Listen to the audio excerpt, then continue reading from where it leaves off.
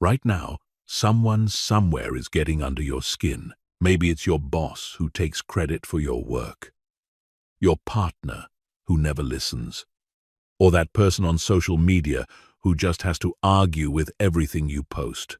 And here's what's happening in your brain at this exact moment. Stress hormones are flooding your system. Your heart rate is spiking, and you're giving away your mental peace to someone who probably isn't even thinking about you. But what if I told you that the most powerful people in the world have mastered something that you can learn in the next 20 minutes? They've figured out how to become completely unbothered by other people's actions. Not because they're cold or emotionless, but because they understand something about human psychology that most people never learn. Today, you're going to discover the exact mental framework that allows you to stay calm when others try to provoke you, maintain your emotional equilibrium when people mistreat you, and actually use difficult people as fuel for your own growth. This isn't about suppressing your emotions or pretending things don't bother you. This is about rewiring your brain to respond from a place of strength instead of reacting from a place of weakness. Chapter 1. Why people have so much power over your emotions. The reason people can trigger you so easily isn't because you're weak or overly sensitive. It's because your brain is doing exactly what it was designed to do: protect you from threats. But here's the problem. Your primitive brain can't tell the difference between a saber-toothed tiger and a sarcastic comment from your coworker. Both activate the same ancient survival circuits that kept your ancestors alive. When someone criticizes you, dismisses your ideas, or treats you unfairly, your amygdala, the brain's alarm system, immediately sounds the danger signal. Within milliseconds, stress hormones like cortisol and adrenaline flood your bloodstream. Your heart rate increases, your muscles tense up, and your prefrontal cortex, the part of your brain responsible for rational thinking, goes offline. This is why you can't think clearly when you're triggered. This is why you say things you later regret. This is why you replay conversations in your head for hours afterward. But it gets worse. Every time you react emotionally to someone's behavior, you're actually strengthening these neural pathways. You're training your brain to be more sensitive to triggers, not less. Neuroscientists call this sensitization. The more you practice a response, the more automatic it becomes. So if you've been getting triggered by the same types of people or situations for years, it's not because you're not trying hard enough to stay calm. It's because you've inadvertently trained your brain to react this way. The most damaging part isn't even the initial trigger. It's what happens next. When you're emotionally hijacked, you make decisions from a place of fear, anger, or hurt. You might lash out and damage relationships. You might withdraw and miss opportunities. You might ruminate for hours, replaying the situation and making yourself miserable.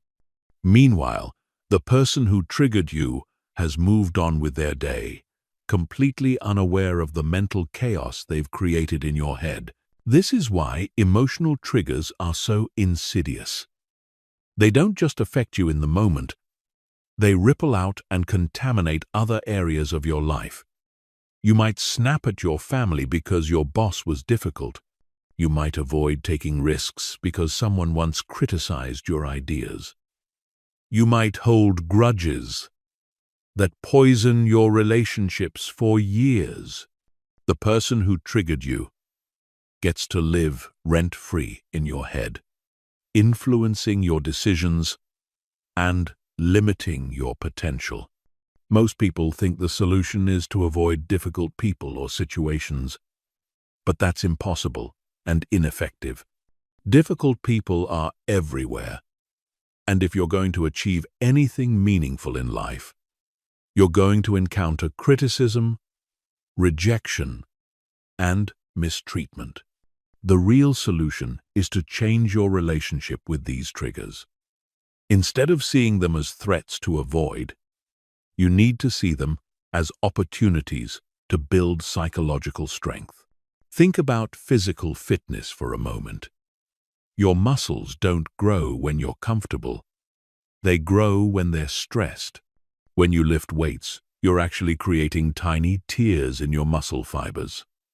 It's the process of healing from this stress that makes your muscles stronger. Your emotional resilience works the same way.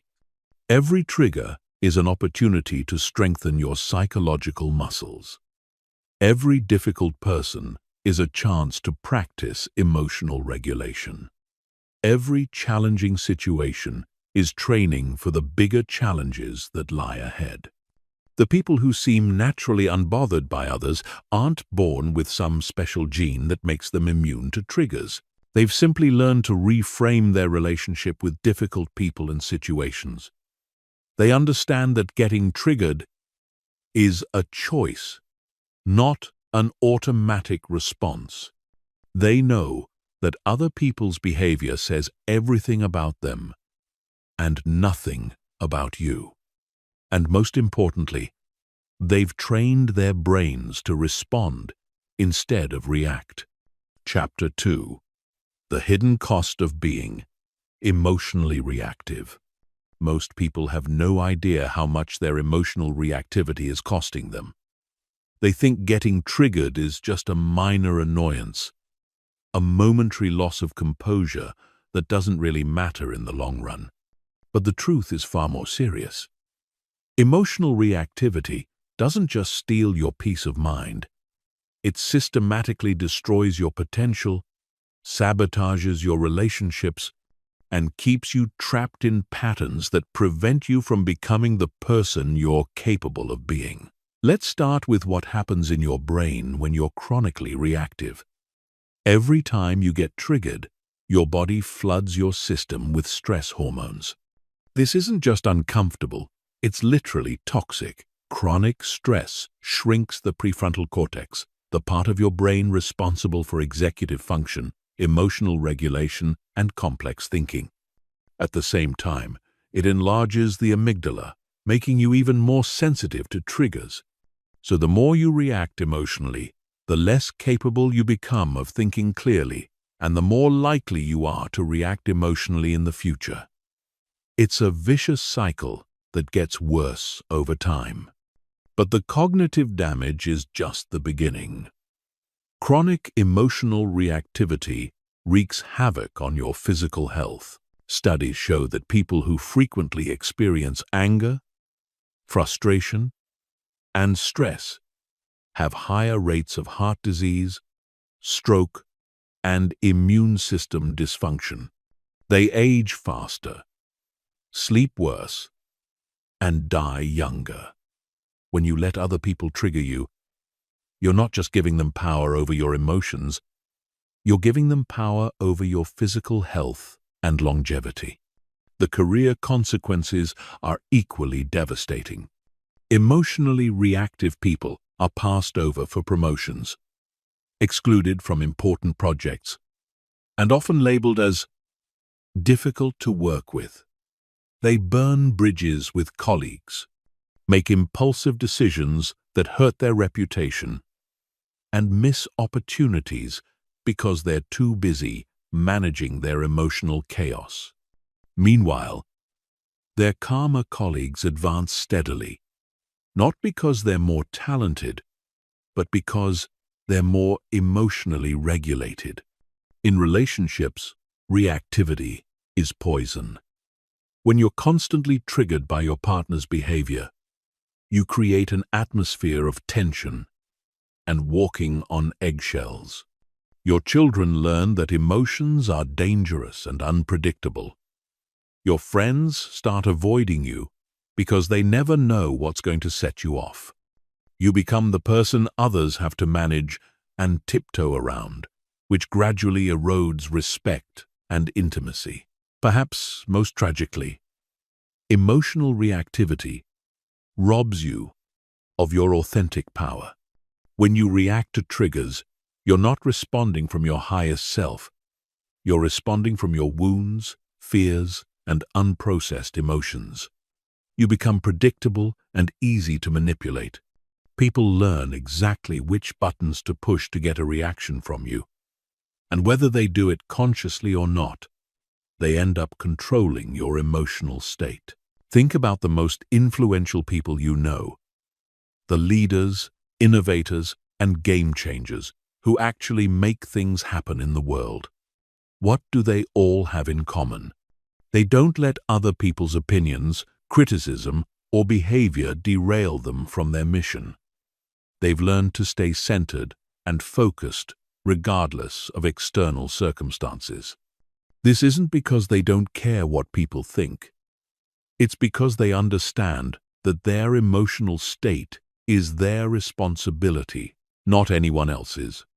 The opportunity cost of reactivity is enormous. Every moment you spend upset about someone else's behavior is a moment you're not spending on your goals, relationships, and personal growth. Every decision you make from a triggered state is likely to be suboptimal. Every relationship you damage through emotional reactivity could have been a source of support, collaboration, or joy. But here's what most people don't realize. The very people who trigger you the most are often your greatest teachers. They're showing you exactly where your emotional weak spots are. They're revealing the beliefs, fears, and insecurities you haven't dealt with yet. They're giving you free therapy by triggering your unresolved issues so you can finally address them. When you learn to see triggers this way, difficult people stop being obstacles and start being opportunities. The good news is that every single aspect of this can be changed. Your brain's neuroplasticity means you can literally rewire your responses to triggers. You can train yourself to stay calm under pressure, think clearly in challenging situations, and respond from wisdom instead of wounds. You can transform your biggest triggers into sources of strength and confidence. But it requires a fundamental shift in how you think about emotions, relationships, and personal responsibility. Chapter 3. The Detachment Mindset. Your Mental Fortress. True emotional freedom doesn't come from controlling external circumstances. It comes from mastering your internal response to those circumstances. This is the essence of the detachment mindset.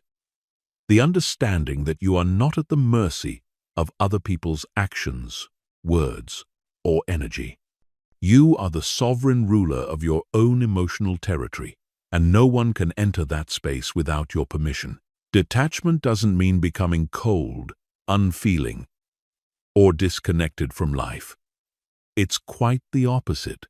When you're detached from the need for others to behave a certain way, you become more present, more compassionate, and more genuinely engaged with the world around you. You stop wasting energy trying to control things you can't control and start focusing that energy on the one thing you can control: your response. The detachment mindset is built on a fundamental truth that most people resist.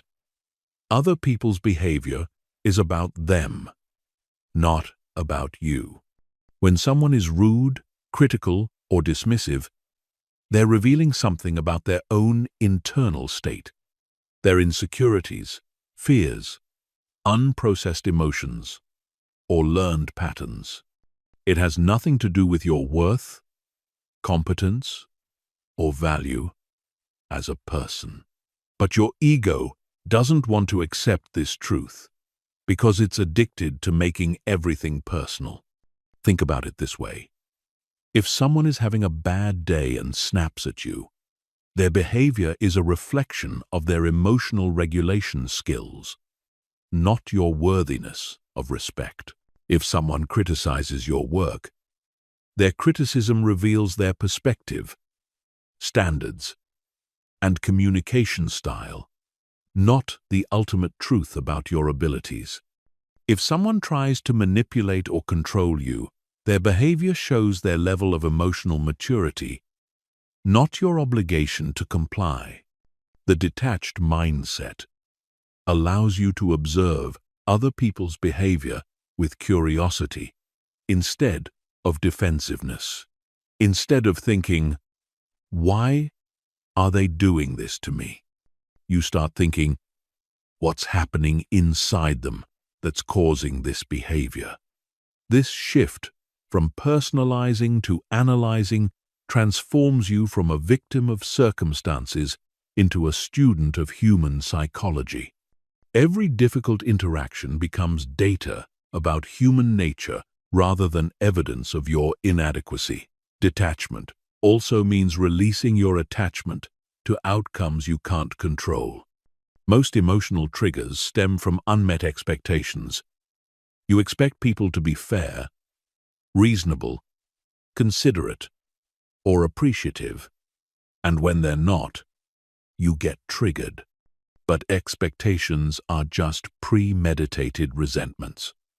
When you detach from the need for others to meet your expectations, you free yourself from the emotional roller coaster of constantly being disappointed by human behavior. This doesn't mean lowering your standards or accepting mistreatment. It means distinguishing between influence and control.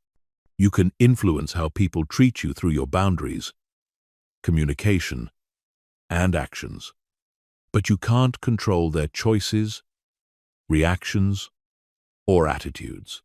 When you accept this distinction, you stop fighting battles you can't win and start focusing on strategies that actually work. The detachment mindset also involves understanding the difference between responding and reacting. Reacting is automatic, emotional, and usually ineffective. It's driven by your triggers and often makes situations worse. Responding is deliberate, thoughtful, and strategic. It comes from your values and goals rather than your wounds and fears.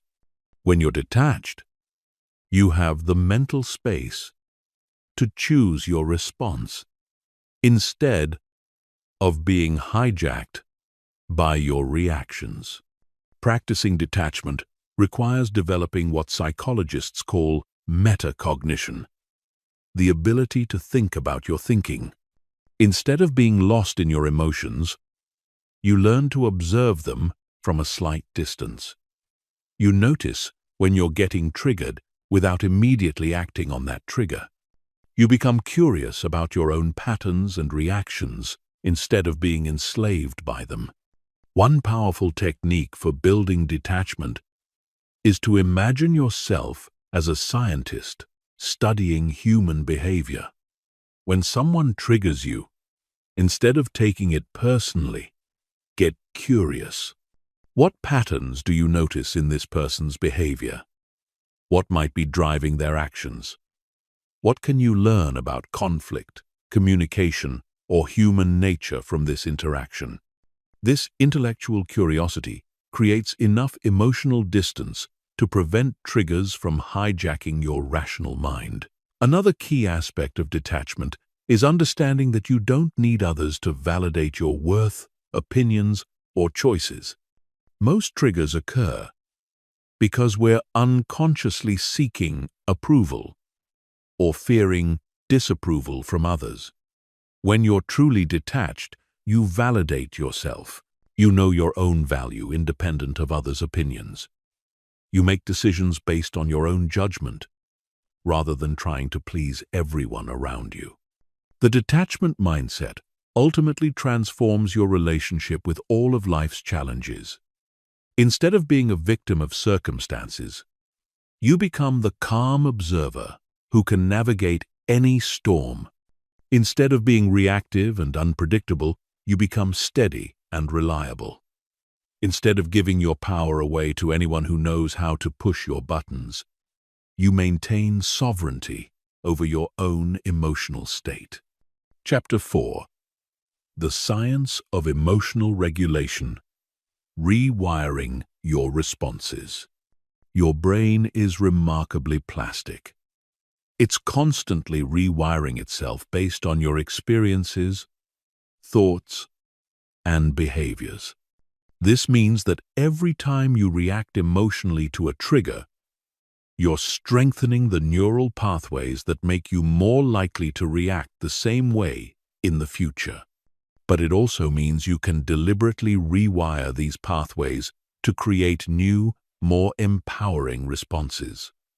Understanding the neuroscience behind emotional regulation gives you the tools to literally reshape your brain. When you encounter a trigger, the information travels first to your amygdala before reaching your prefrontal cortex. The amygdala processes this information in about 12 milliseconds, while the prefrontal cortex takes about 24 milliseconds. This means your emotional brain is literally twice as fast as your rational brain. By the time you're consciously aware of a situation, your emotional reaction has already been activated. This is why traditional advice like just stay calm doesn't work. By the time you remember to stay calm, your stress response is already in full swing. But here's the fascinating part. You can train your brain to create a buffer between stimulus and response. This buffer is created through a practice called response flexibility, the ability to pause between a trigger and your reaction. This pause doesn't require superhuman willpower. It requires understanding how your brain works and using specific techniques to work with its natural patterns rather than against them. The first technique is physiological regulation. Your emotional state is intimately connected to your physical state, particularly your breathing and heart rate. When you're triggered, your breathing becomes shallow and your heart rate increases. But you can reverse engineer calm by deliberately controlling your physiology. The most effective technique is called box breathing. Inhaling for 4 counts, holding for 4 counts, exhaling for 4 counts, and holding empty for 4 counts.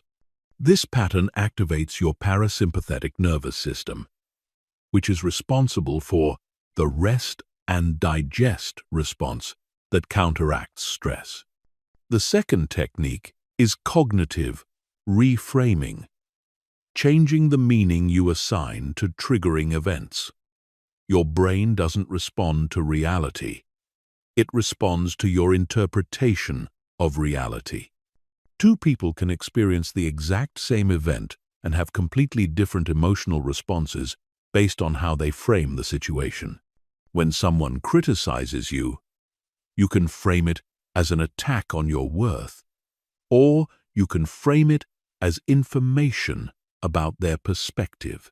When someone ignores you, you can frame it as rejection, or you can frame it as their distraction or personal issues, having nothing to do with you. The key to effective reframing is having alternative interpretations ready before you need them. This is called pre-framing. Instead of trying to think of helpful perspectives while you're triggered, you develop a toolkit of alternative interpretations that you can access automatically. For example, when someone is rude to you, your pre-frames might include they're having a difficult day, they're dealing with stress I don't know about. This is about their emotional regulation, not about me, or this is an opportunity to practice staying calm. The third technique is what neuroscientists call labeling. When you notice you're getting triggered, simply naming the emotion reduces its intensity. Research shows that when you label an emotion, I'm feeling frustrated, I notice anger arising. This is disappointment. It activates the prefrontal cortex and calms the amygdala. The act of putting your emotion into words creates enough distance between you and the emotion to prevent it from completely hijacking your thinking. Mindfulness meditation is perhaps the most powerful tool for developing emotional regulation. When you meditate, you're essentially training your brain to observe thoughts and emotions without immediately reacting to them. You develop what Buddhists call witness consciousness, the ability to watch your mental and emotional processes without being overwhelmed by them. Regular meditation literally changes your brain structure, thickening the prefrontal cortex and shrinking the amygdala over time.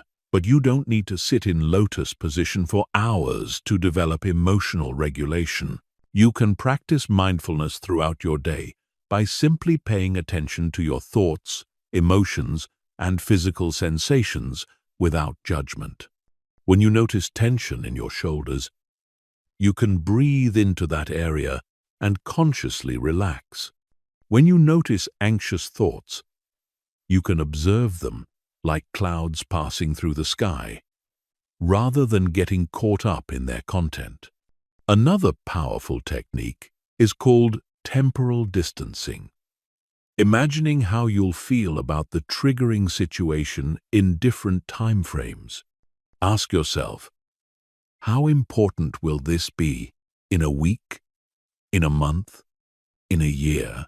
This perspective shift activates the prefrontal cortex and reduces the emotional charge of present moment triggers. Most things that feel enormously important when we're triggered turn out to be relatively insignificant in the broader context of our lives.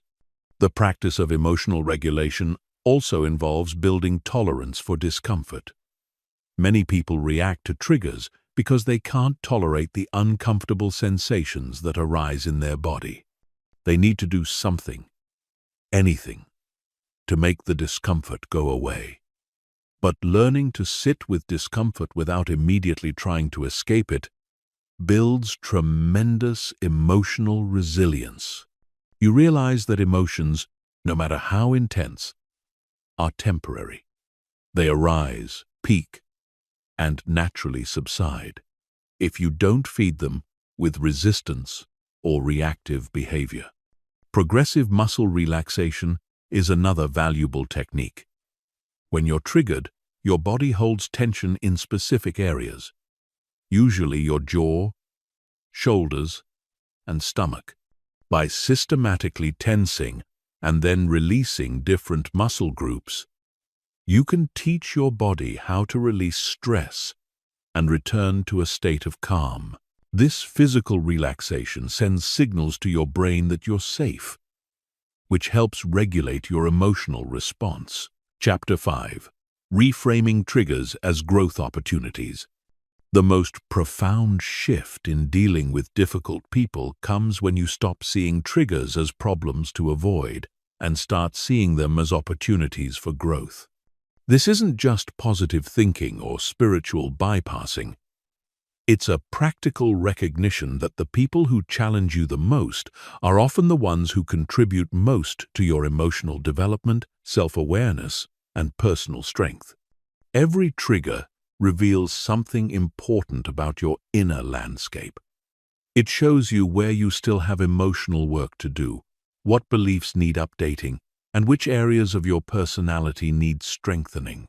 When someone's criticism stings more than it should, it reveals an area where your self-confidence could be stronger. When someone's behavior makes you feel powerless, it shows you where you need to develop better boundaries. When someone's success makes you feel inadequate, it highlights insecurities you haven't addressed. Think of triggers as your personal feedback system. They're like emotional X-rays that reveal the fractures in your psychological armor. Without this feedback, you might go through life unaware of your weak spots, only to have them exploited in crucial moments when the stakes are higher.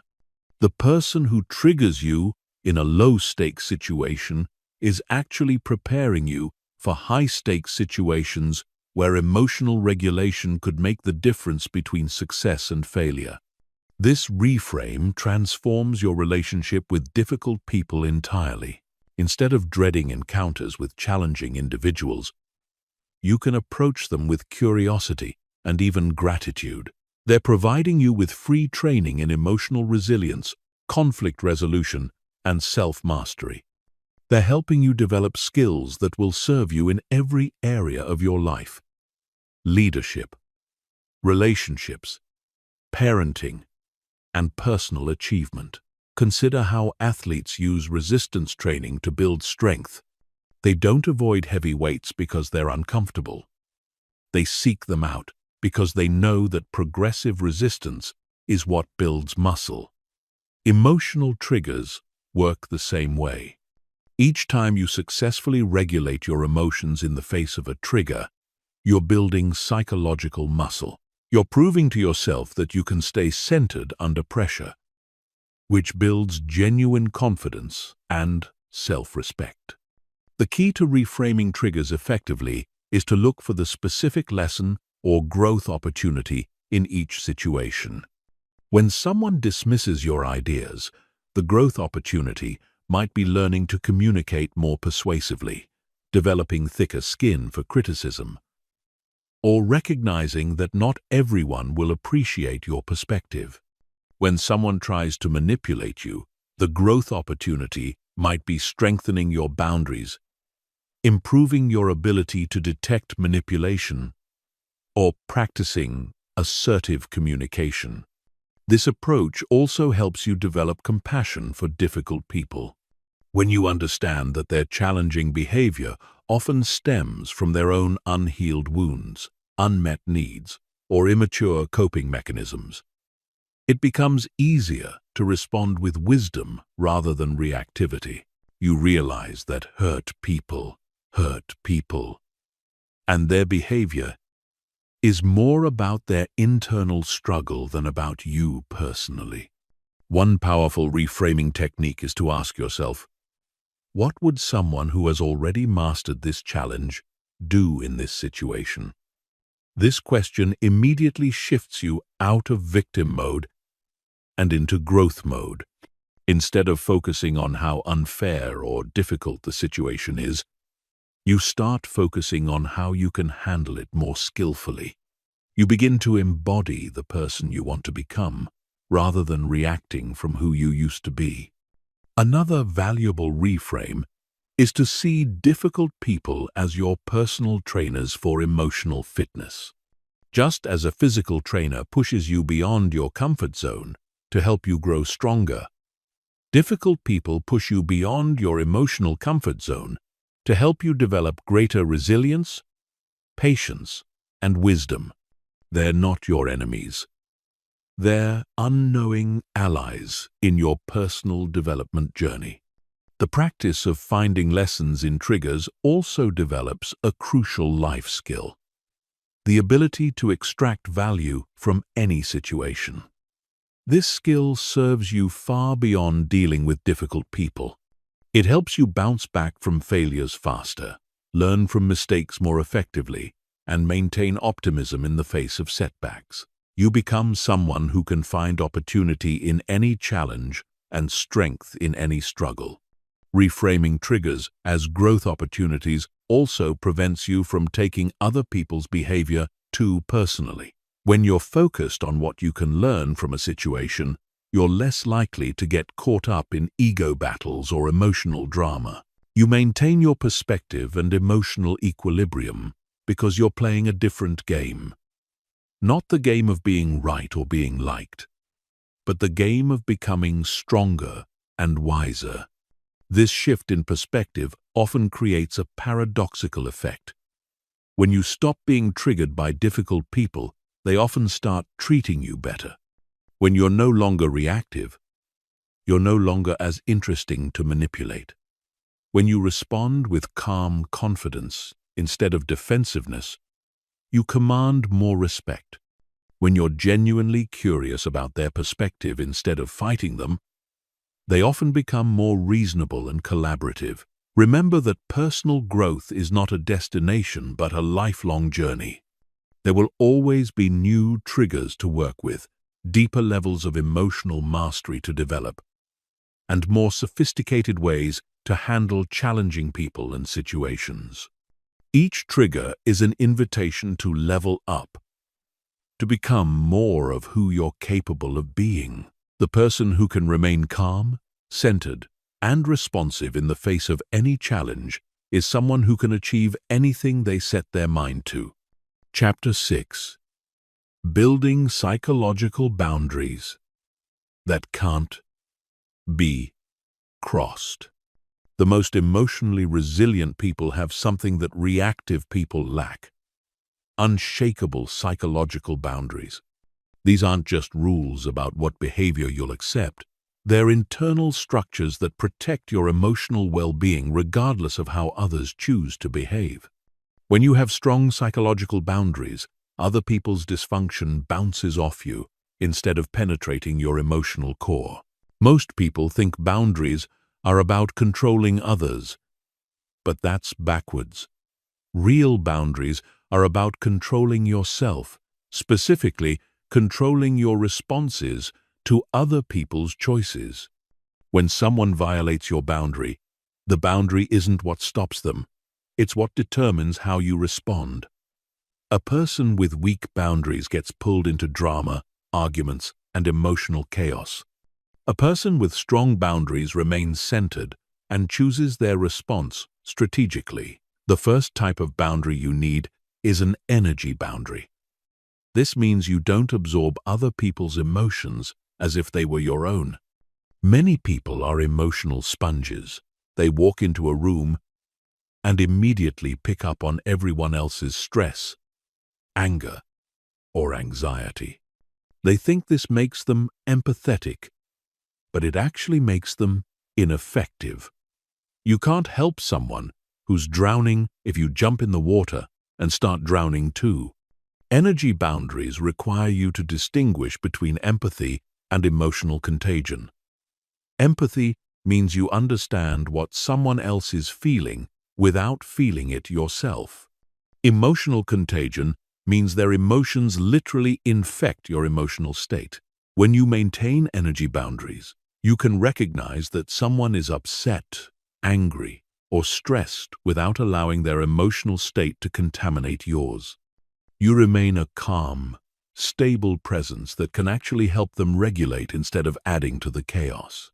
Building energy boundaries starts with recognizing that you have a choice about which emotions you allow into your system. When someone comes to you angry, you don't have to become angry too. When someone is panicking, you don't have to panic. When someone is being dramatic, you don't have to join the drama. You can acknowledge their emotional state without adopting it as your own. One powerful technique for maintaining energy boundaries is called emotional deflection. When someone directs negative emotions toward you, instead of absorbing them, you mentally deflect them back to their source. You recognize that their anger, criticism, or manipulation is information about their internal state, not a command for you to feel a certain way. Their emotions are like rain. You can acknowledge the weather without standing in it and getting soaked. The second crucial boundary is a responsibility boundary. This means you take complete responsibility for your own emotions, reactions, and life outcomes, while refusing to take responsibility for other people's emotions, reactions, and life outcomes. Most triggers occur because people have confused boundaries about responsibility. They think they're responsible for making others happy, managing others' emotions, or fixing others' problems. At the same time, they unconsciously make others responsible for their own emotional state by getting triggered when people don't behave the way they want. Responsibility boundaries require you to release the illusion that you can control how others feel or behave. You can influence others through your actions and communication, but you cannot control their choices or emotional responses. When you truly accept this, you stop trying to manage other people's emotions and start managing your own. You stop walking on eggshells to avoid setting people off, and you start speaking and acting from your authentic truth. This boundary also means refusing to be held emotionally hostage by other people's reactions. Some people use their emotions as weapons. They get angry, hurt, or offended to manipulate you into doing what they want. When you have strong responsibility boundaries, you can acknowledge their emotional reaction without feeling obligated to change your behavior to soothe them. Their emotions are their responsibility to manage, not yours to fix. The third essential boundary is a meaning-making boundary. This means you decide what things mean instead of automatically accepting other people's interpretations of reality. When someone calls you selfish, lazy, or incompetent, they're offering their interpretation of your behavior. You don't have to accept their interpretation as truth. You can consider their perspective, extract any useful feedback, and maintain your own assessment of yourself and your actions. Meaning-making boundaries prevent you from giving others the power to define your worth, capabilities, or identity. You become the author of your own story instead of letting others write your narrative for you. This doesn't mean you ignore all feedback or become arrogant and closed-minded. It means you filter input through your own judgment and values rather than automatically accepting whatever story others tell about you. The fourth boundary is an attention boundary. This means you control where you focus your mental energy, rather than allowing others to hijack your attention with their drama, demands, or dysfunction. Your attention is your most precious resource. Where you focus your attention determines the quality of your experience and the direction of your life. When you let other people pull your attention into their chaos, you're giving them control over your mental and emotional state. Attention boundaries require you to become selective about what deserves your mental energy. Not every conflict needs your participation. Not every drama needs your attention. Not every crisis needs your emotional involvement. You learn to distinguish between situations that truly require your engagement and situations that are just attention-seeking behavior or emotional manipulation. Strong psychological boundaries don't make you cold or disconnected. They make you more genuinely helpful and effective in your relationships. When you're not constantly triggered, drained, or pulled into other people's dysfunction, you have more emotional resources to offer support when it's truly needed. You become a source of stability and wisdom rather than just another person adding to the chaos. The key to maintaining boundaries is consistency. Every time you violate your own boundaries by absorbing someone's negative emotions, taking responsibility for their choices, accepting their interpretation of reality, or giving them your attention when they're being manipulative, you train both yourself and them to expect boundary violations in the future. But every time you maintain your boundaries with calm confidence, you reinforce your psychological strength and teach others how to treat you. Chapter 7. Advanced Techniques for Staying Centered Under Pressure.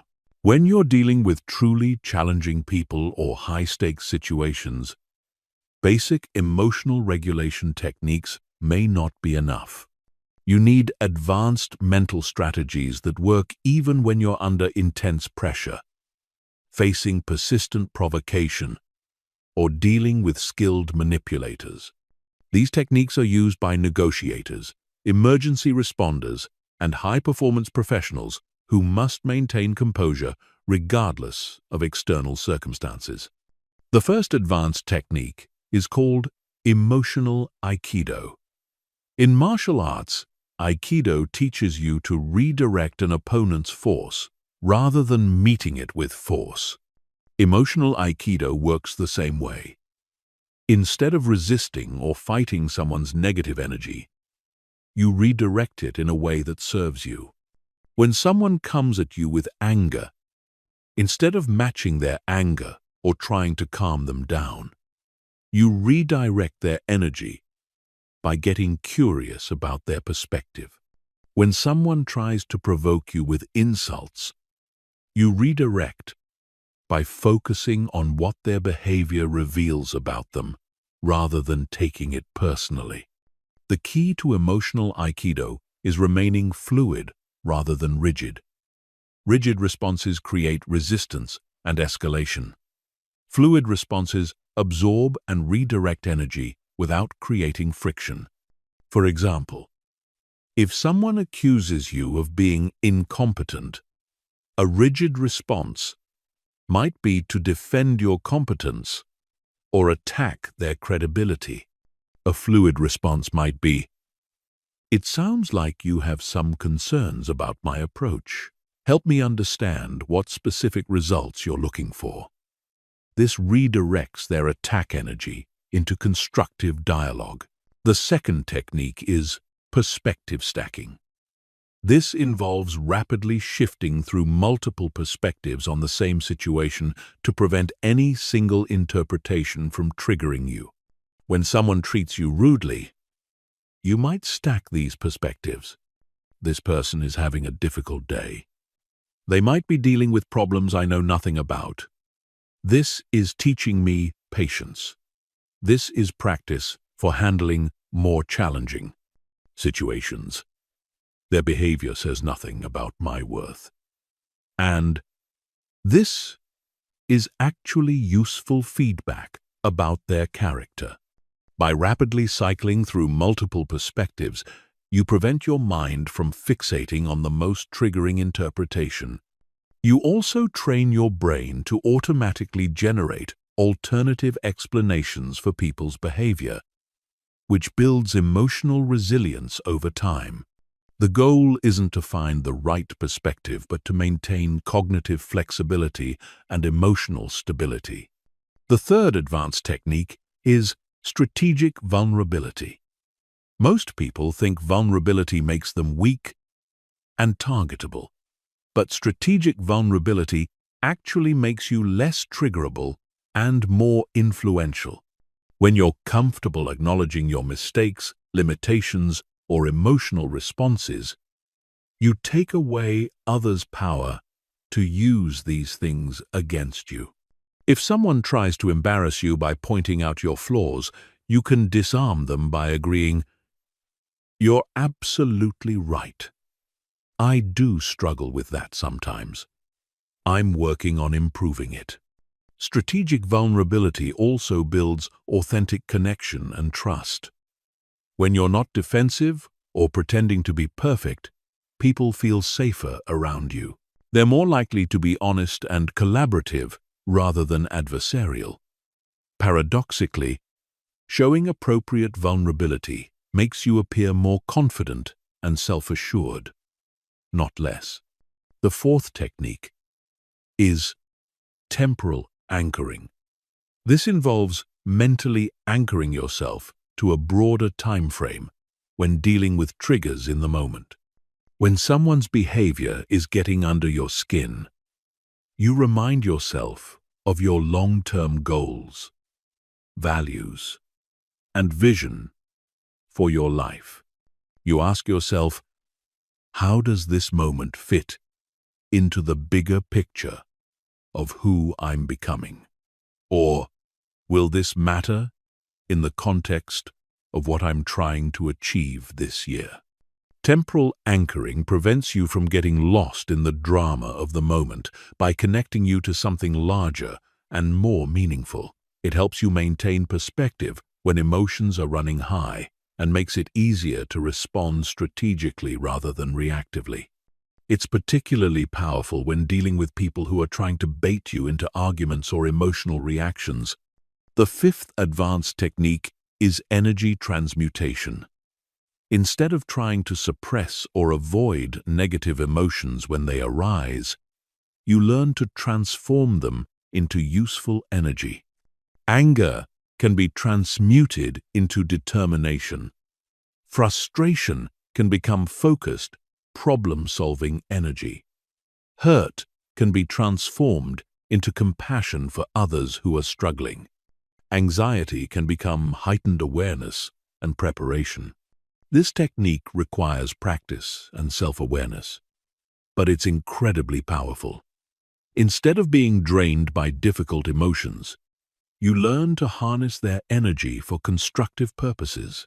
You become like a psychological alchemist, turning the lead of negative experiences into the gold of personal growth and achievement. The sixth technique is strategic disengagement. This means knowing when to step away from a situation temporarily, to prevent escalation and maintain your center. Strategic disengagement isn't running away or avoiding conflict. It's tactical withdrawal to preserve your emotional resources and return to the situation when you can be more effective. You might say something like, "I want to give this the attention it deserves. Let me think about it and get back to you." Or, "I'm feeling too emotional right now to have a productive conversation. Can we revisit this when I've had time to process?" This technique prevents you from saying or doing things you'll regret while buying you time to regulate your emotions and plan a more strategic response.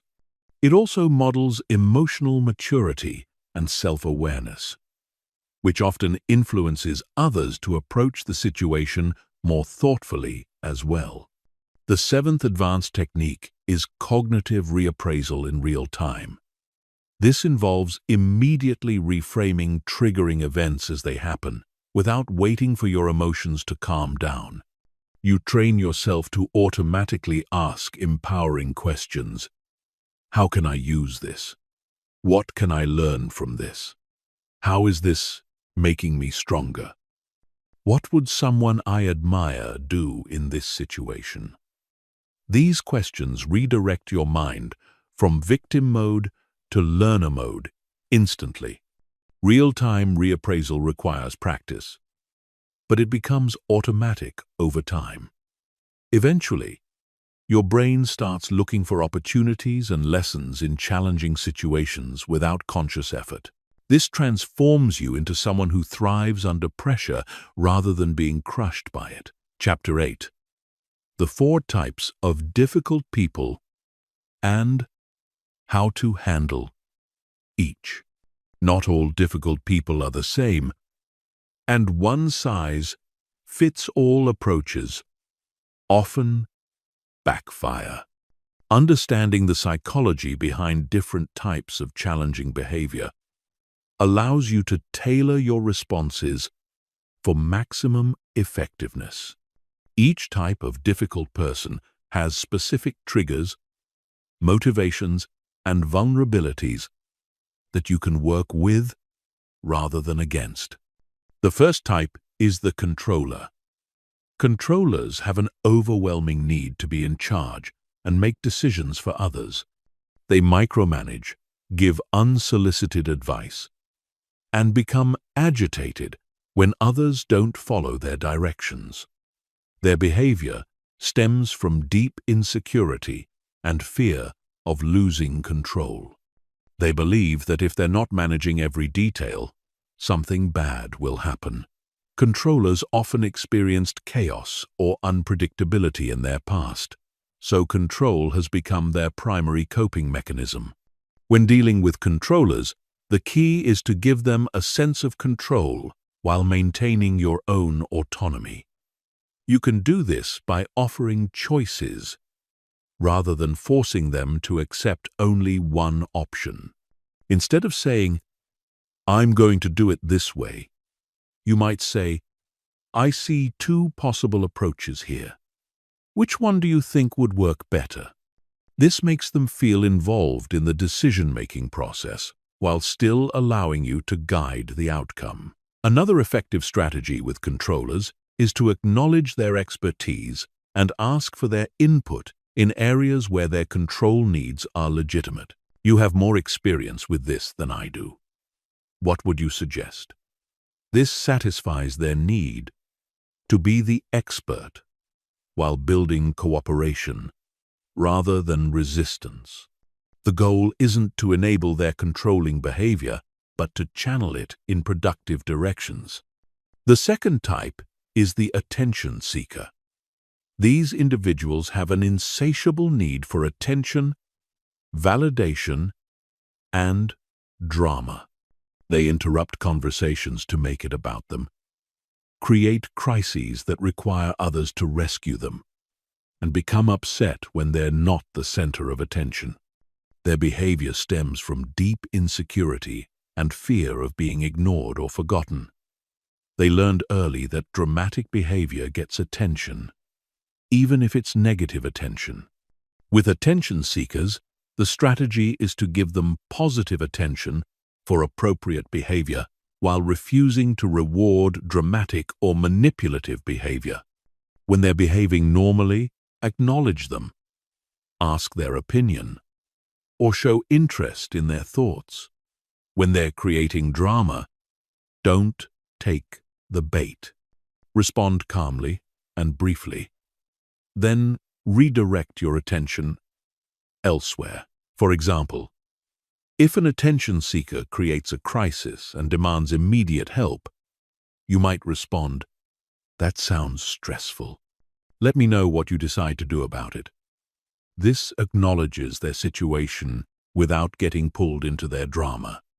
You're showing that you care without enabling their attention. Seeking behavior. The third type is the critic. Critics have a compulsive need to point out flaws, mistakes, and problems. They rarely offer praise or encouragement, and they seem to find fault with everything. Their behavior usually stems from perfectionism, fear of failure, or low self-esteem. They criticize others as a way of feeling superior or protecting themselves from criticism. Often, they're hardest on others in areas where they're most insecure about themselves. When dealing with critics, resist the urge to defend yourself or criticize them back. Instead, thank them for their input and ask clarifying questions. Thanks for pointing that out. What specifically would you suggest to improve it? This approach disarms their criticism by treating it as helpful feedback rather than an attack. It also forces them to be constructive rather than just destructive. You can also use the agree and redirect technique with critics. Find something in their criticism that you can legitimately agree with. Then redirect the conversation towards solutions. You're right that this could be improved. What if we tried? This prevents defensive arguments while moving the focus from problems to solutions. The fourth type is the victim. Victims see themselves as powerless and believe that everything bad that happens to them is someone else's fault. They complain constantly but resist solutions, preferring to stay stuck in their problems rather than take responsibility for changing them. Their behavior stems from learned helplessness and secondary gains. The attention, sympathy, and excuse from responsibility that comes with being a victim. With victims, the key is to refuse to enable their helplessness while showing compassion for their struggles. Don't try to solve their problems for them, but don't dismiss their feelings either.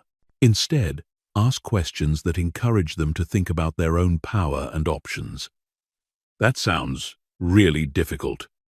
What do you think your options are? Or what would need to change for this situation to improve?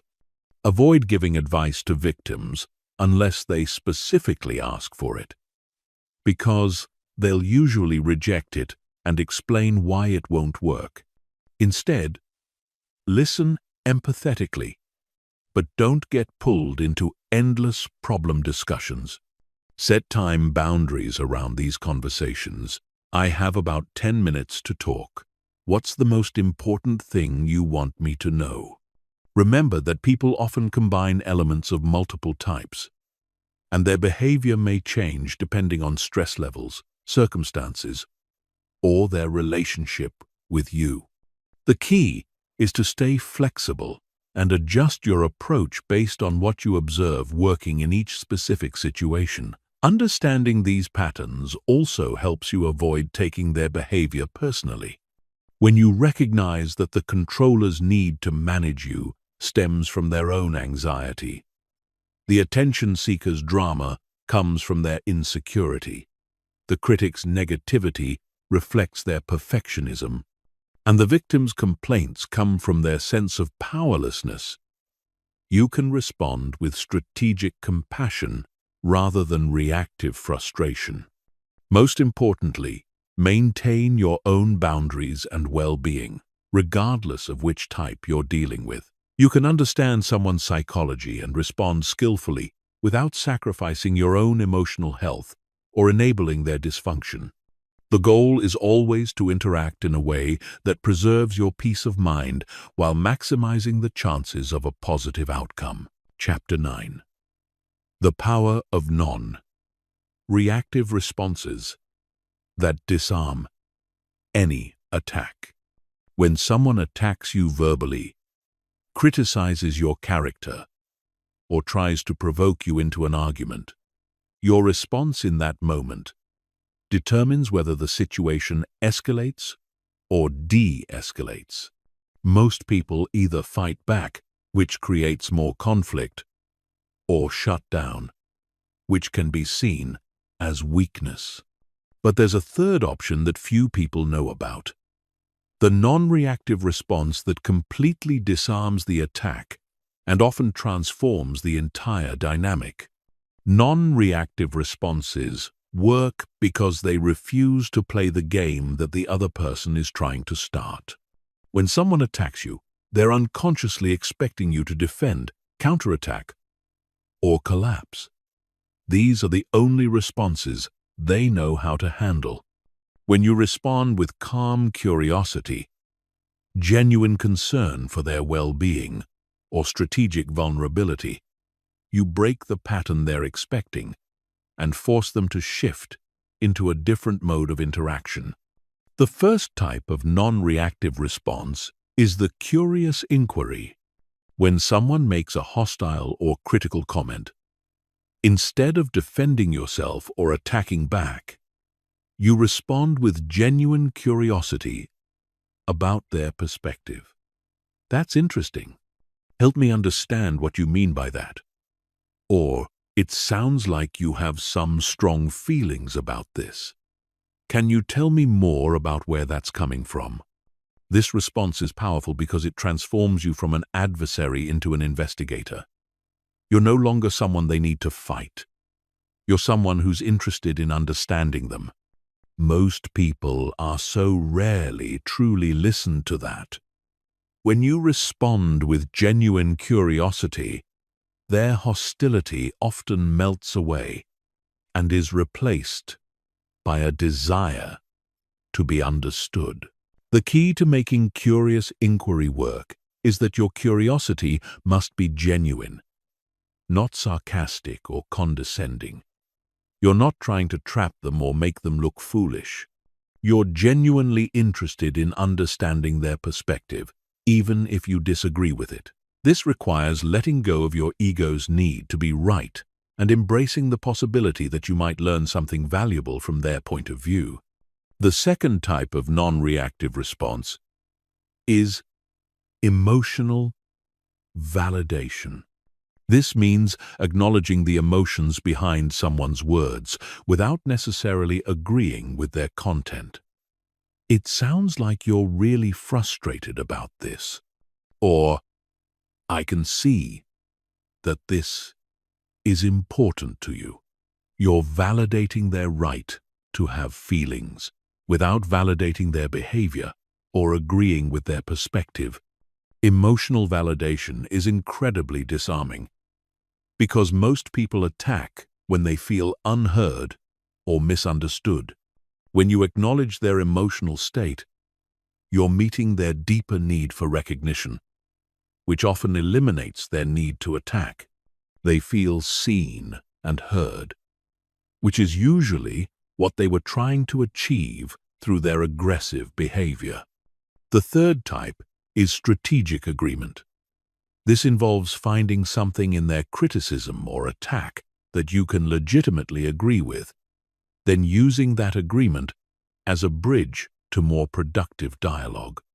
If someone says, "You never listen to anyone," you might respond, "You're right that I could be better at listening. I value your input, and I want to make sure I understand your perspective. Can you help me understand what specifically makes you feel unheard?" Strategic agreement works because it removes the adversarial dynamic. Instead of fighting about whether their accusation is true, you're working together to solve the underlying problem. It also demonstrates emotional maturity and self-awareness, which often inspires the other person to respond more maturely as well. The fourth type is concerned redirection. This involves expressing genuine concern for the person's well-being and redirecting the conversation away from attack mode. "It seems like something's really bothering you.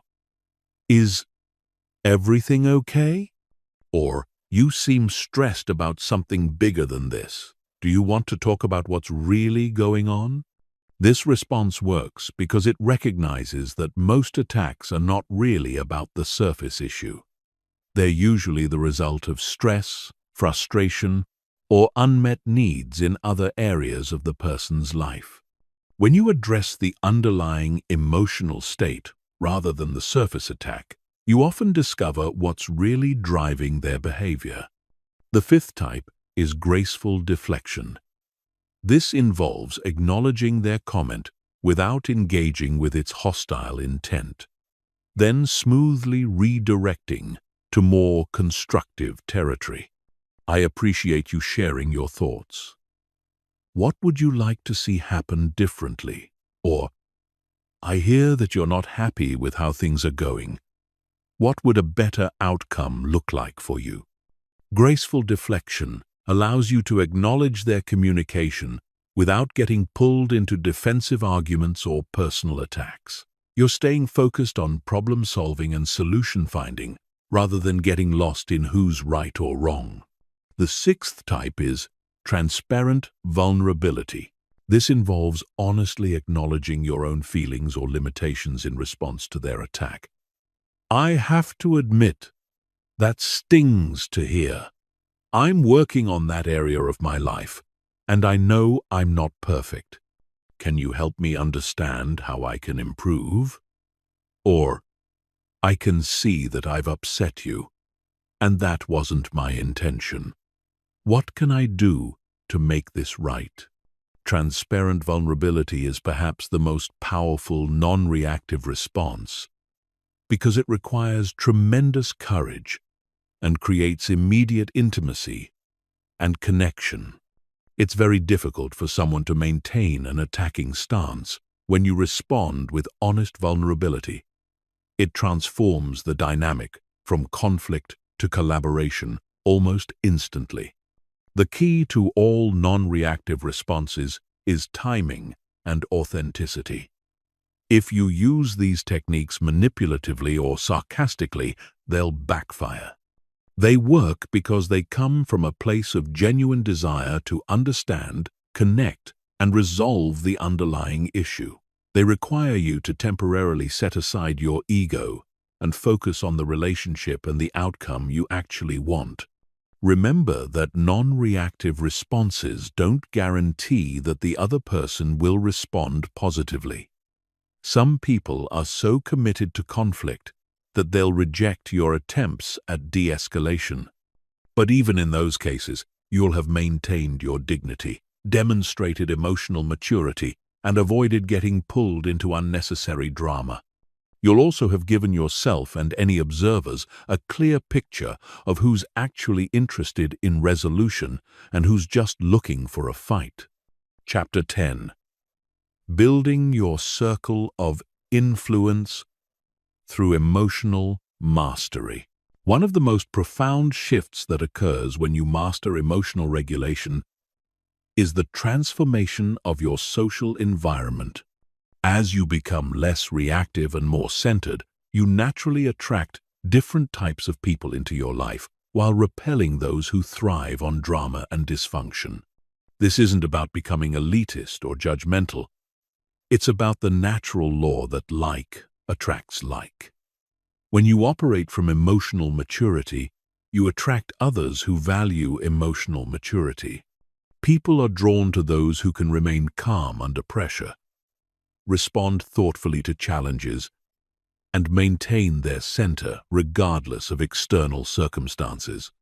These qualities are rare and valuable, making you someone others want to be around, work with, and learn from.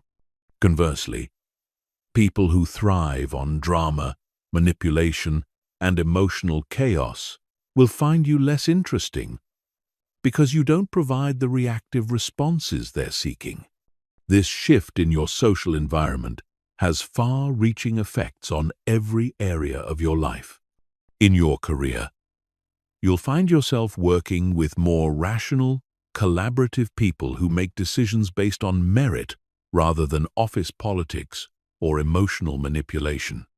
In your relationships, you'll attract partners who are emotionally mature and capable of healthy communication, rather than those who use drama and conflict to meet their emotional needs. The process of upgrading your social circle happens naturally, but you can accelerate it by being intentional about the energy you bring to every interaction. When you consistently demonstrate emotional regulation, clear boundaries, and authentic communication, you set a standard that influences everyone around you.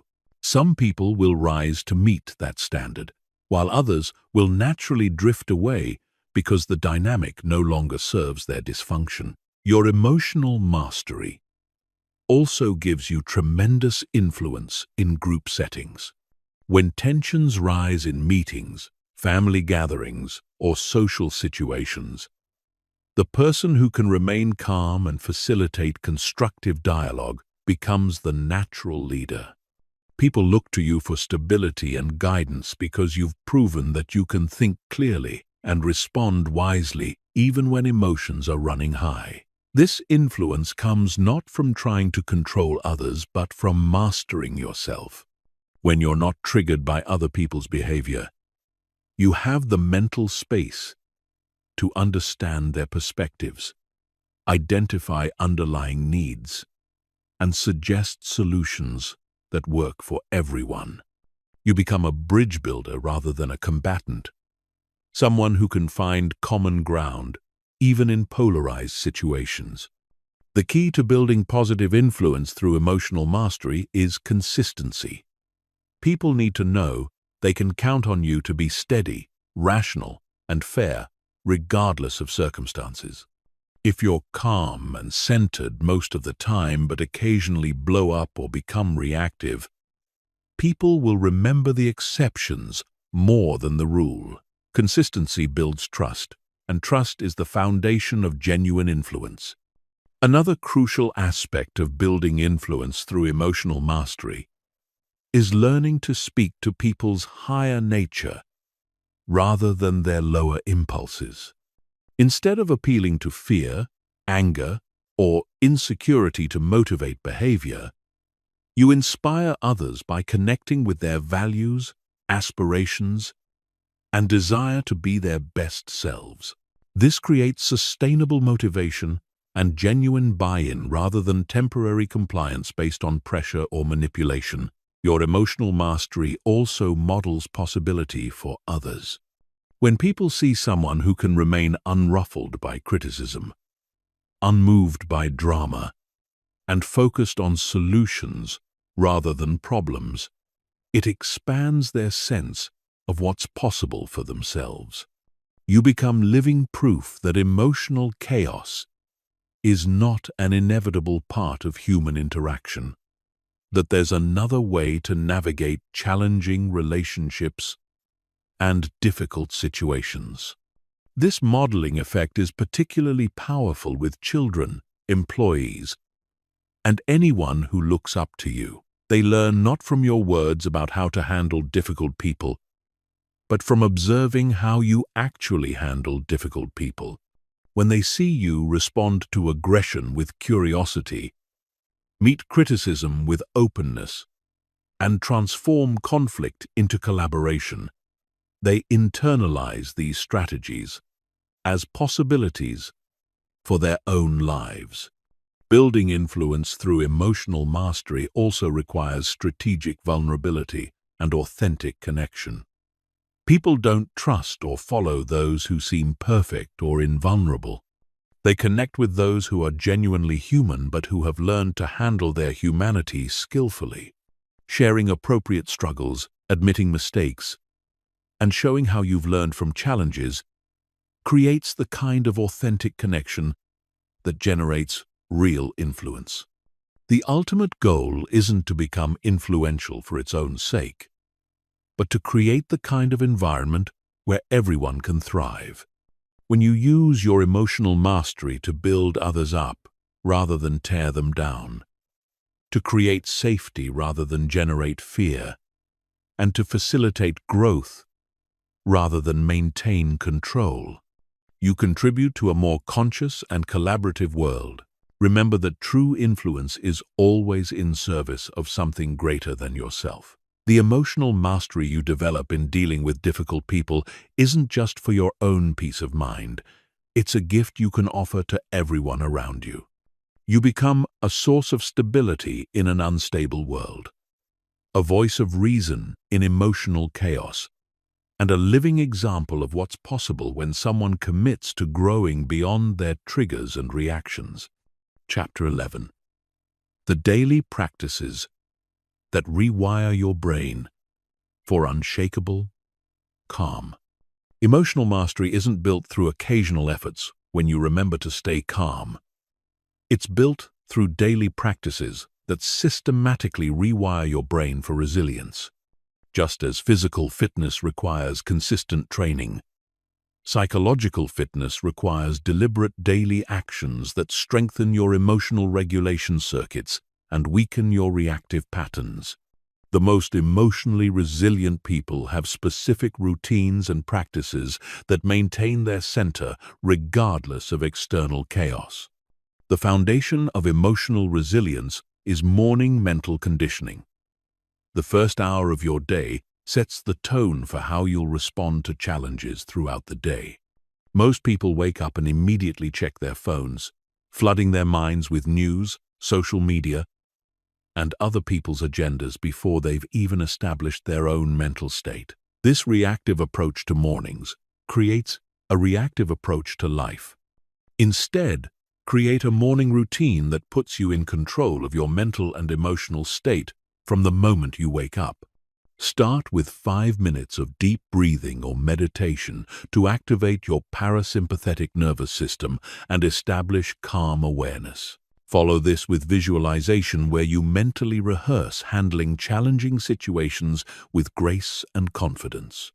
See yourself staying centered when someone criticizes you, responding thoughtfully when someone tries to provoke you, and maintaining your boundaries when someone attempts to manipulate you.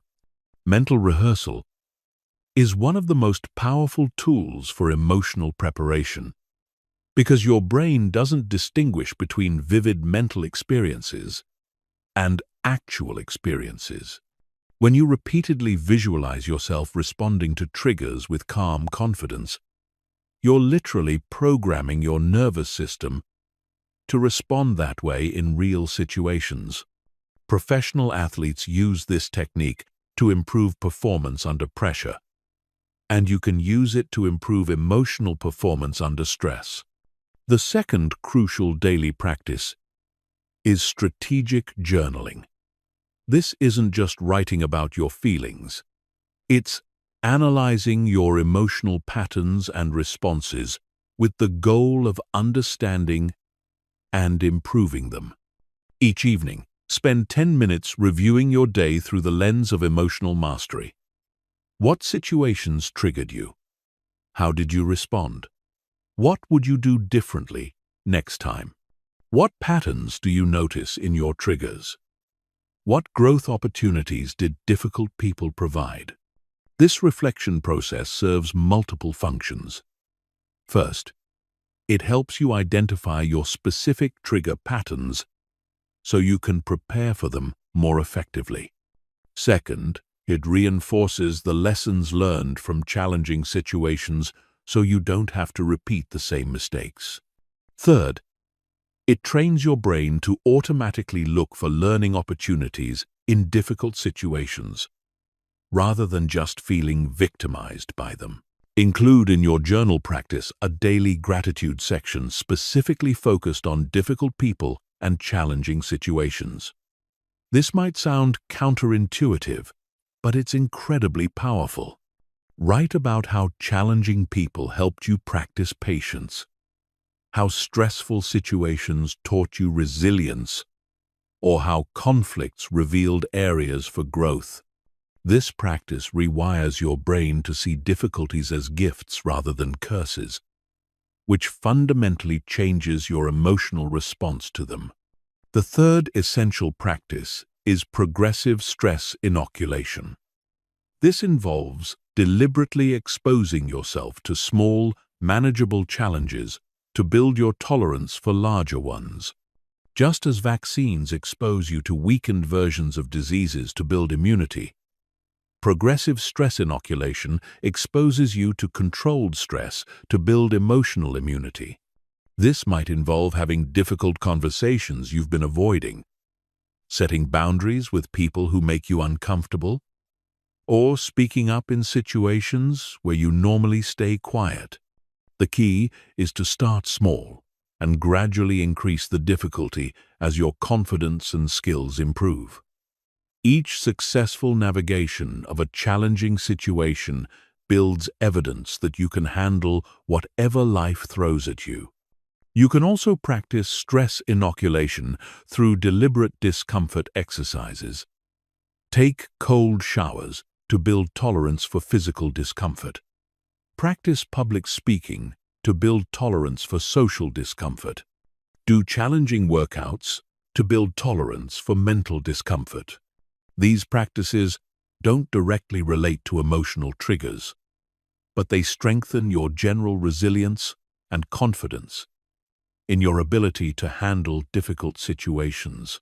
The fourth practice is mindful trigger observation.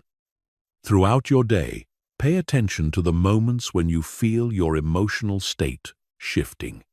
Notice the physical sensations that arise when someone says something that bothers you. Observe the thoughts that automatically arise when you encounter criticism. Watch how your energy changes when you're around different types of people. This observation practice creates what psychologists call metacognitive awareness, the ability to observe your own mental processes. Instead of being lost in your emotions, you develop the capacity to watch them arise and pass away. This awareness creates a buffer between trigger and response that allows you to choose your actions rather than being hijacked by automatic reactions. The key to mindful observation is maintaining curiosity rather than judgment. You're not trying to stop emotions from arising or criticizing yourself for having them. You're simply watching how your internal experience unfolds in response to external events. This curious, scientific attitude toward your own emotions reduces their power to control you. The fifth daily practice is strategic social exposure.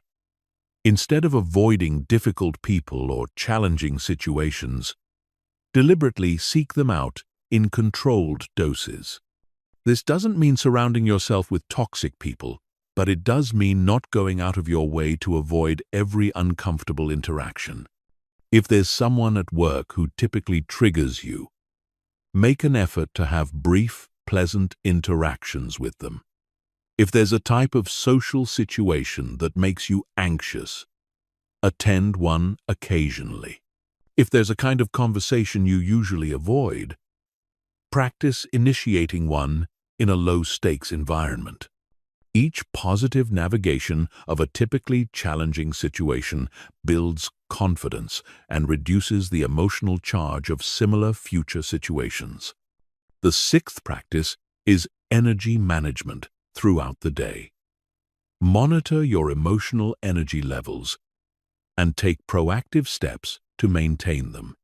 This might involve taking short meditation breaks, doing breathing exercises during stressful moments, or physically removing yourself from draining situations before they overwhelm you. Learn to recognize the early warning signs that your emotional resources are getting depleted. Irritability, impatience, difficulty concentrating, or physical tension. When you notice these signs, take immediate action to restore your energy before you become reactive. This might be as simple as stepping outside for fresh air, doing some stretching, or listening to music that uplifts you. Energy management also involves being strategic about when you engage in challenging interactions.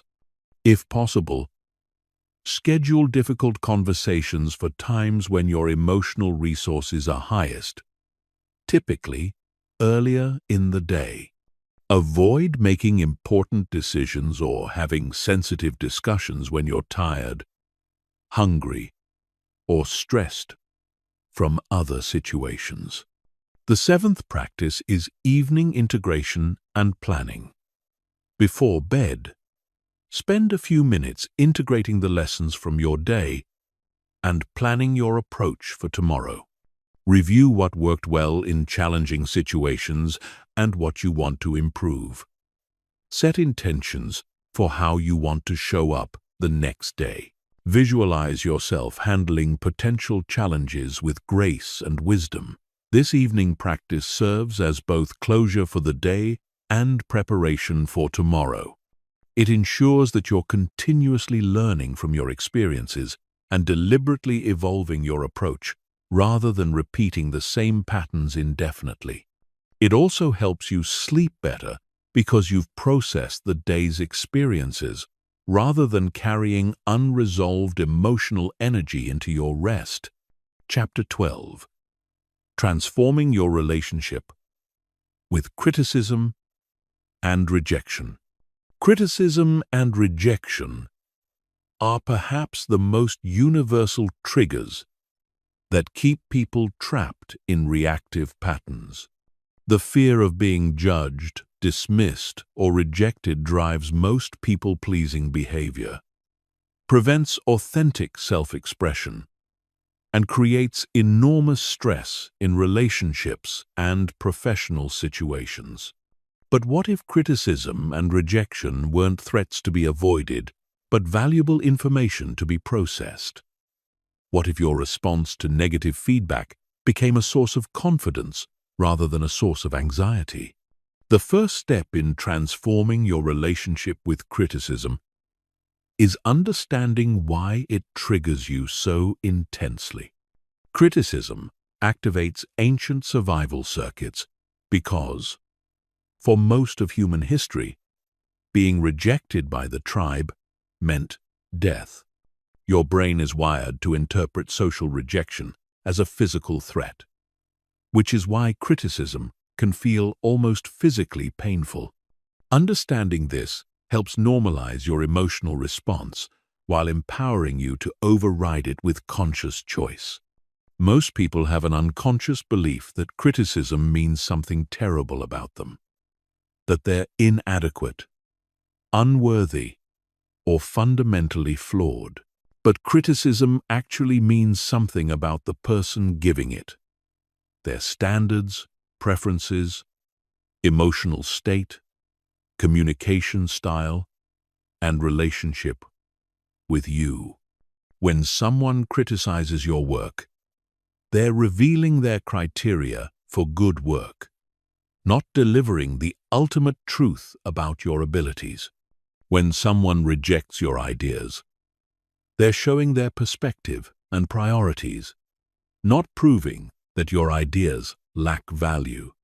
This reframe immediately reduces the personal sting of criticism because you stop making it about your worth and start seeing it as information about the other person's internal experience.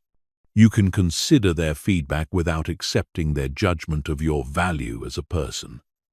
You can extract useful insights without internalizing their emotional reaction as truth about yourself. The second transformation involves learning to separate feedback from delivery. Many people reject potentially valuable feedback because it's delivered harshly, rudely, or inappropriately. They get so triggered by how something is said that they can't hear what is being said.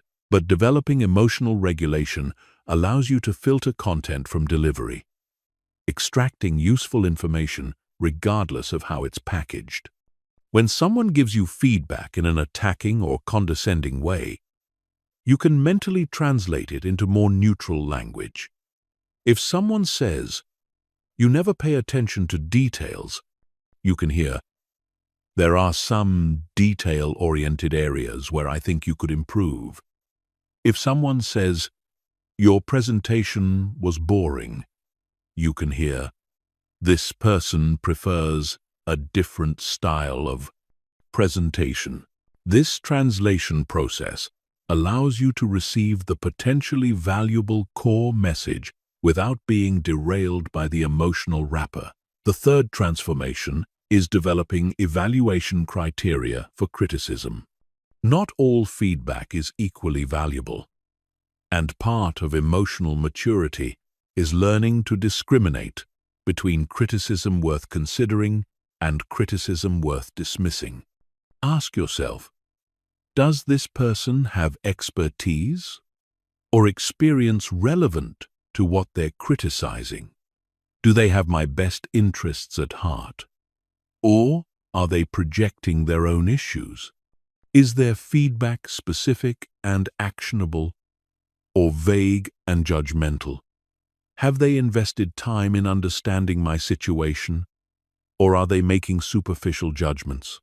Criticism from mentors, experts in your field, or people who care about your growth deserves more consideration than criticism from random strangers, competitors, or people who are clearly projecting their own insecurities. You can listen respectfully to anyone's feedback without giving equal weight to all opinions.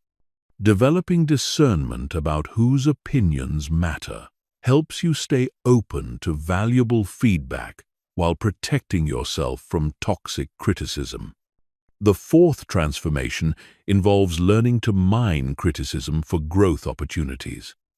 Even harsh or unfair criticism often contains kernels of truth that can accelerate your development if you're willing to look for them. Instead of defending against criticism, train yourself to ask, is there any aspect of this feedback that could help me improve? What would need to be true for this criticism to be valid?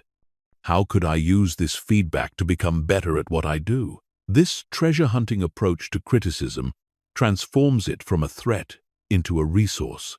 You become someone who can extract value from any feedback, regardless of how it's delivered or motivated. This skill is incredibly valuable because it means you're always learning and growing, while people who are defensive about criticism remain stuck in their current level of ability. The fifth transformation is learning to respond to criticism in ways that demonstrate emotional maturity and often improve relationships. Instead of defending, attacking, or shutting down when criticized, you can respond with curiosity, appreciation, and commitment to growth. Thank you for taking the time to share that feedback. Can you help me understand what specifically would look different if I improved in this area? Or, I appreciate you being honest with me. Let me think about how I can apply this. These responses do several powerful things. First, they demonstrate that you're secure enough to hear feedback without becoming defensive. Second, they often transform the critic from an adversary into a collaborator by showing that you value their input. Third, they give you more detailed information that can actually help you improve. Fourth, they model emotional maturity that often elevates the entire conversation. The sixth transformation involves reframing rejection as redirection. Every no is actually valuable information about fit, timing, or approach. When someone rejects your romantic interest, they're saving you from pursuing someone who isn't genuinely attracted to you. When someone rejects your job application, they're preventing you from working somewhere that isn't the right fit. When someone rejects your business proposal, they're giving you information about their needs, priorities, or decision-making criteria. This reframe transforms rejection from evidence of your inadequacy into data about compatibility and strategy. Instead of taking rejection personally, you can use it to refine your approach, better understand your target audience, or recognize that you're pursuing the wrong opportunities. Each rejection brings you closer to the right fit rather than farther from your goals. The seventh transformation is developing what researchers call rejection resilience, the ability to maintain confidence and motivation despite repeated rejections.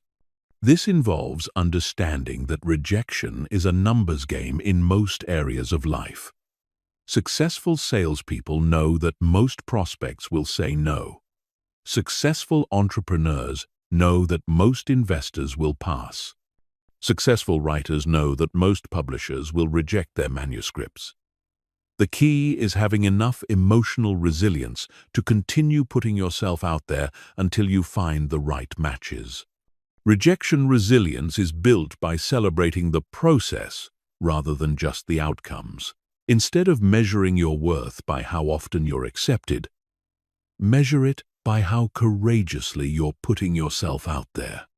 Each time you risk rejection by asking for what you want, sharing your authentic thoughts, or pursuing an opportunity, you're demonstrating bravery regardless of the outcome. The final transformation involves using criticism and rejection to develop authentic self-validation. When your sense of worth comes primarily from external approval, criticism and rejection are devastating because they threaten your entire foundation. But when you develop the ability to validate your own efforts, growth, and worth, criticism and rejection become just information rather than verdicts on your value as a person. This doesn't mean becoming arrogant or closed to feedback. It means developing an internal compass that allows you to appreciate praise without being dependent on it, and receive criticism without being destroyed by it. You know your own efforts, intentions, and growth trajectory in ways that no external observer can fully understand. This internal validation becomes the stable foundation that allows you to engage authentically with the world without being at the mercy of others' opinions. Chapter 13. Advanced Mental Models for Emotional Invincibility. The difference between people who occasionally manage their emotions well and those who are consistently unshakable lies in their mental models, the internal frameworks they use to interpret reality. Most people operate with mental models that make them vulnerable to emotional manipulation and trigger responses. But there are specific ways of thinking about life, relationships, and challenges that create genuine emotional invincibility. The first mental model is understanding life as a game with multiple levels. In this model, most people are playing the basic level, where they react to everything that happens to them. They get upset when things don't go their way, take everything personally, and spend enormous energy trying to control outcomes they can't control. But there are higher levels where you play different games with different rules. At the intermediate level, you realize that you can't control what happens to you, but you can control how you respond. You stop trying to manage other people's behavior and start managing your own reactions. At the advanced level, you realize that challenges and difficult people are actually opportunities to develop skills, strength, and wisdom. At the master level, you understand that every experience, pleasant or unpleasant, is contributing to your growth and evolution. This levels model prevents you from taking life's challenges personally because you understand that difficulties are part of the game, not evidence that something is wrong with you or your life. Just as a video game gets more challenging as you advance to higher levels, life presents greater challenges as you develop greater capacity to handle them. Instead of being frustrated by difficulties, you can appreciate them as signs that you're progressing. The second mental model is the concept of emotional Aikido at a philosophical level. In traditional Aikido, you don't try to stop or overcome your opponent's force. You redirect it in a way that neutralizes the attack while potentially helping the attacker. This principle applies perfectly to emotional conflict. Instead of trying to stop people from being difficult or forcing them to treat you differently, you learn to redirect their negative energy in ways that serve your growth and sometimes even helps them. When someone attacks your character, instead of defending or counterattacking, you can redirect their energy by getting curious about what's driving their behavior. When someone tries to make you feel guilty, you can redirect by focusing on what healthy boundaries would look like in the relationship. When someone tries to provoke you into an argument, you can redirect by asking what outcome they're actually hoping for. This approach transforms conflicts from battles you can lose into opportunities for connection and growth. The third mental model is understanding yourself as a scientist studying human behavior. In this model, every interaction is a research opportunity. Difficult people become fascinating case studies rather than sources of stress. You're not personally invested in the outcomes because you're gathering data about human psychology, communication patterns, and social dynamics. This scientific mindset creates immediate emotional distance from triggering situations because you're observing rather than participating in the drama. You might notice, interesting, when I didn't react to their provocation, they escalated their behavior. What does that tell me about their emotional state and typical interaction patterns? Or, fascinating, when I validated their feelings before addressing the issue, they became much more reasonable. I wonder if that technique would work in similar situations. The scientific approach also makes you incredibly effective in difficult relationships because you're constantly experimenting with different approaches and learning what works. You become a student of human nature rather than a victim of it. The fourth mental model is the concept of emotional economics. Understanding that every emotional reaction has costs and benefits, and making deliberate choices about where to invest your emotional energy. Getting angry might feel satisfying in the moment, but it costs you peace of mind, clouds your judgment, and often damages relationships. Staying calm might require more effort initially, but it preserves your energy, maintains your clarity, and often leads to better outcomes. In this model, you become strategic about your emotions rather than just experiencing them automatically. You ask questions like, is getting upset about this worth the cost to my emotional state? Will reacting emotionally help me achieve my goals in this situation? How can I invest my emotional energy in ways that serve my long-term interests? This approach doesn't make you cold or calculating. It makes you intentional about your emotional responses. The fifth mental model is understanding yourself as the author of your own story rather than a character in other people's stories. Most people live their lives reacting to other people's plots, trying to get approval from other people's narratives, and feeling bad when they're not the hero in someone else's story. But when you understand yourself as the author of your own story, you realize that other people's opinions, criticisms, and rejections are just feedback about their stories, not verdicts on yours. In your story, challenges are character development opportunities. Difficult people are supporting characters who help you grow stronger and wiser. Setbacks are plot twists that redirect you toward better opportunities. Criticism is information that helps you refine your character.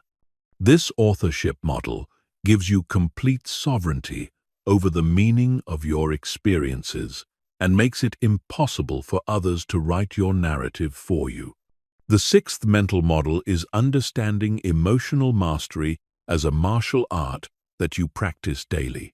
Just as martial artists train consistently to maintain and improve their skills, emotional masters have daily practices that strengthen their psychological abilities. They don't expect to achieve perfect emotional control overnight, but they commit to incremental improvement over time. This martial arts model makes challenges feel like sparring sessions rather than genuine threats. When someone tries to provoke you, you're not personally offended. You're grateful for the opportunity to practice your emotional regulation skills. When someone criticizes you harshly, you're not devastated. You're testing your ability to extract value from difficult feedback. This approach transforms every difficult interaction into training for becoming more emotionally skilled. The seventh mental model is understanding that everyone is doing the best they can with their current level of consciousness and capability. This doesn't mean excusing harmful behavior or lowering your standards, but it means recognizing that people's actions are determined by their understanding, emotional regulation skills, and unhealed wounds, rather than by their fundamental nature. This model generates automatic compassion for difficult people because you understand that their challenging behavior is a symptom of their internal struggle, not a personal attack on you. You can maintain boundaries and protect yourself while still recognizing their humanity. You don't take their behavior personally because you understand it's coming from their limitations, not their assessment of your worth. The eighth mental model is viewing your emotional development as contributing to the evolution of human consciousness. When you choose to respond with wisdom instead of reacting with emotion, you're not just improving your own life, you're modeling a higher way of being for everyone around you. Your emotional mastery gives others permission to be more conscious in their own lives. This larger purpose model makes the effort required for emotional mastery feel meaningful rather than burdensome. You're not just working on yourself for selfish reasons. You're contributing to humanity's collective emotional intelligence. You're helping create a world where people interact more consciously, resolve conflicts more skillfully, and treat each other with greater wisdom and compassion. Chapter 14. Building systems that protect your peace automatically. True emotional freedom doesn't come from constantly monitoring your reactions and trying to stay calm through willpower alone. It comes from building systems, environmental, social, and personal structures that automatically protect your emotional well-being and reduce your exposure to unnecessary stress. The most emotionally resilient people don't just have better coping skills. They have better life systems that prevent many problems from occurring in the first place. The first system to build is an environmental design that supports emotional regulation. Your physical environment has a profound impact on your emotional state, and small changes can make enormous differences in your daily stress levels. Create spaces in your home that promote calm, areas that are clean, organized, and free from unnecessary stimulation. Remove or minimize visual clutter that creates background stress. Add elements that promote relaxation like plants, natural light, or calming colors. Design your work environment to minimize stress triggers whenever possible. This might mean organizing your workspace to reduce visual chaos, using noise-canceling headphones to limit auditory distractions, or positioning your desk to avoid constant visual interruptions. If you can't control your physical work environment, create a portable calm kit. Items like essential oils, calming music, or stress relief tools that you can use to regulate your environment wherever you are. The second system involves curating your information diet. Most people consume information reactively, exposing themselves to news, social media, and conversations that increase their stress levels without providing any real benefit. Create intentional boundaries around information consumption. Limit news exposure to specific times and sources, rather than allowing it to constantly intrude on your mental space. Curate your social media feeds to minimize exposure to outrage, drama, and negativity. Be especially careful about consuming information first thing in the morning or last thing before bed. Your brain is most impressionable during these times, and starting or ending your day with stressful information creates a reactive mental state that colors your entire experience. Instead, begin and end your days with content that inspires, educates, or calms you. The third system is building a social environment that supports your emotional well-being. This means being strategic about who you spend time with and how you structure your relationships. Gradually reduce time spent with people who consistently drain your energy, create drama, or trigger your worst impulses.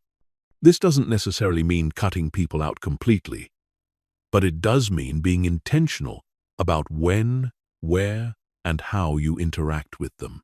Simultaneously, invest more time and energy in relationships with people who inspire you to be your best self, who handle conflict maturely, and who share your commitment to personal growth.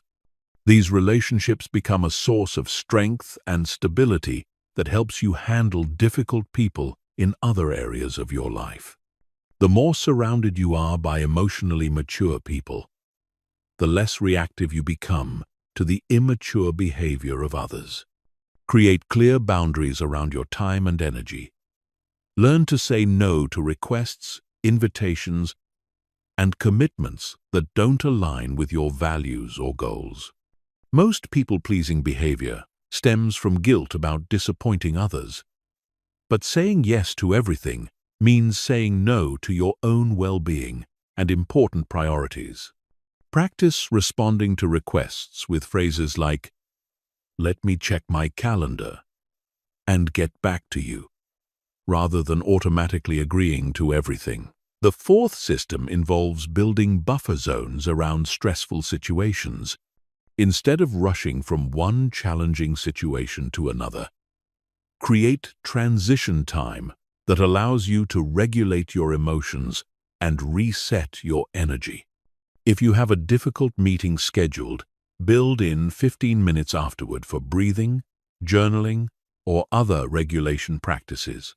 If you're going to spend time with a challenging person, prepare mentally beforehand and plan self-care activities afterward. Use commute time strategically to transition between different environments and roles. Instead of using travel time to make calls, check emails, or consume stressful content, use it to decompress. Listen to calming music, practice gratitude, or mentally prepare for what's ahead. This transforms potentially stressful transition time into opportunities for emotional regulation. The fifth system is creating accountability and support structures for your emotional development. Find people who share your commitment to emotional growth and create regular check-ins where you can share challenges, celebrate progress, and learn from each other's experiences. This might be a formal coaching relationship, a growth-minded friend, or a support group focused on personal development. Having external accountability makes it much easier to maintain your emotional regulation practices when you're busy, stressed, or discouraged. It also provides perspective when you're too close to a situation to see it clearly. Other people can often spot patterns in your behavior or suggest strategies that you might not see on your own. The sixth system involves automating your stress management practices. Instead of trying to remember to regulate your emotions when you're already triggered, build regulation practices into your daily routine so they happen automatically. Set reminders on your phone to do breathing exercises at regular intervals. Schedule meditation or reflection time in your calendar like any other important appointment. Create evening routines that help you process the day's stress and prepare for restorative sleep. Make emotional regulation as automatic as brushing your teeth. The goal is to maintain your emotional equilibrium through consistent practices rather than trying to rescue yourself from stress after it's already accumulated. Prevention is always easier and more effective than treatment. The seventh system is developing early warning detection for your stress levels. Learn to recognize the physical, mental, and emotional signals that indicate your stress is building before it reaches critical levels. This might include noticing muscle tension, changes in your breathing, irritability, difficulty concentrating, or changes in your sleep patterns. Once you can detect stress early, you can implement intervention strategies before your emotional state becomes overwhelming. This might mean taking a short break, doing some physical movement, calling a supportive friend, or practicing breathing exercises. The earlier you catch rising stress, the easier it is to manage. The eighth system involves creating recovery rituals for after difficult interactions or challenging days. Instead of just hoping you'll bounce back from stress naturally, have specific practices that help you restore your emotional equilibrium.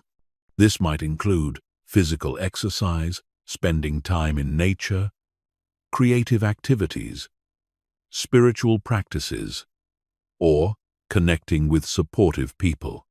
Make these recovery rituals non-negotiable parts of your routine, especially after particularly challenging situations.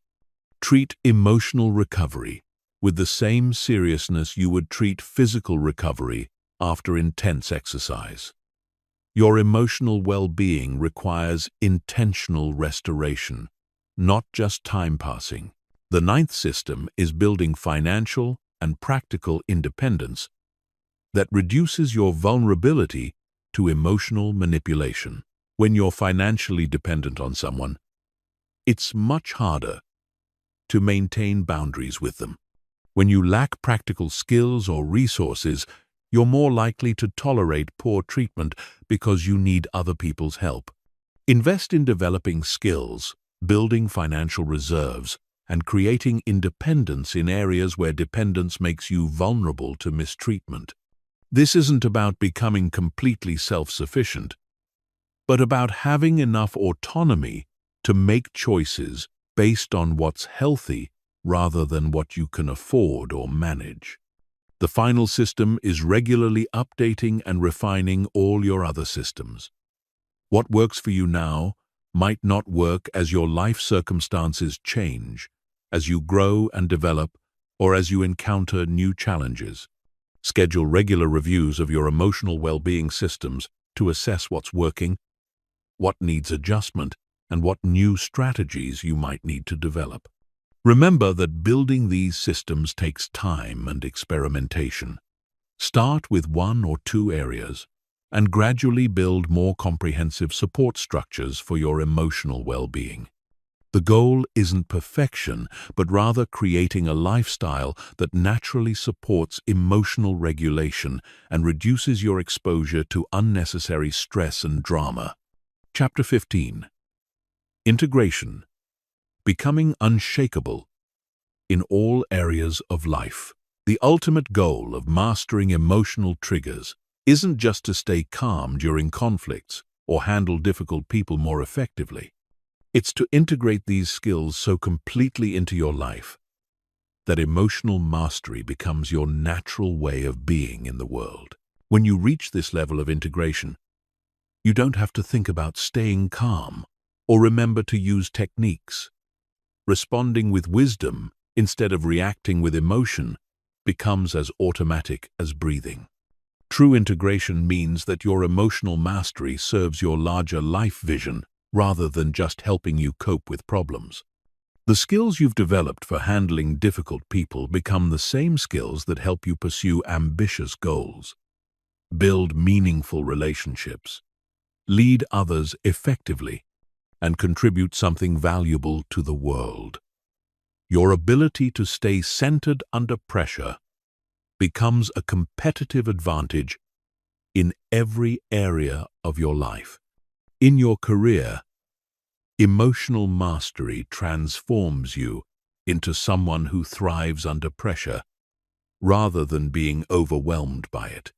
You become the person others look to for stability during crises, the one who can think clearly when everyone else is panicking, and the leader who can make difficult decisions without being clouded by emotions. Your ability to handle criticism constructively makes you coachable and continuously improving. Your skill at managing difficult people makes you effective at team building, negotiation, and conflict resolution. These abilities don't just make you more promotable, they make you more valuable in any role you undertake. Whether you're an entrepreneur dealing with demanding clients, an employee navigating office politics, or a leader making tough decisions, your emotional regulation skills become the foundation for your professional success. In your relationships, emotional mastery allows you to love more deeply and authentically because you're not constantly defending yourself or trying to manage other people's emotions. You can be genuinely present with your partner because you're not triggered by their moods or behaviors. You can parent more effectively because you're not reactive to your children's emotional outbursts or challenging behaviors. You can maintain friendships more easily because you don't take things personally or get pulled into unnecessary drama. Your relationships become more honest and intimate because you're not afraid of conflict or difficult conversations. When you know you can handle whatever emotions arise, you can address issues directly rather than avoiding them or handling them passive-aggressively. You become someone others feel safe being authentic around because they know you won't punish them for having feelings or expressing needs.